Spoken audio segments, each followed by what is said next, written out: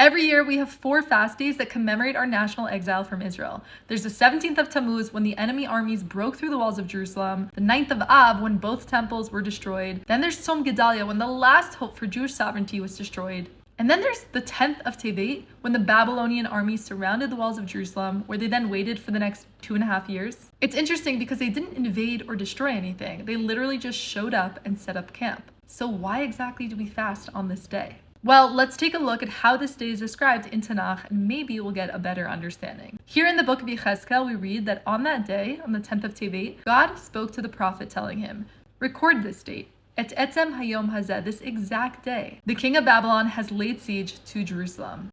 God is telling the prophet to record that day, and he does so using this peculiar phrase, be'etzem hayom hazeh, not once, but actually twice in the same verse. Now this phrase is incredibly unique, and it shows up in the Torah at very specific moments. When Noach entered the ark as the flood was about to destroy the entire world, the phrase used, be'etzem hayom hazeh. When the Israelites left Egypt, ending hundreds of years of slavery to finally become a free nation, again, be'etzem hayom hazeh. These aren't just big events, they're the most epic transitional moments in our history. Moments when one entire era ends and a completely new one begins. So what's happening here in Yechezkel? Why is the 10th of Tevet being described with the same dramatic language? Well, if you read about the siege elsewhere in Tanakh, you'll quickly find that everything follows from this one moment. On the 10th of Tevet, the Babylonian siege began, cutting the city off from outside resources, allowing no food to enter the city.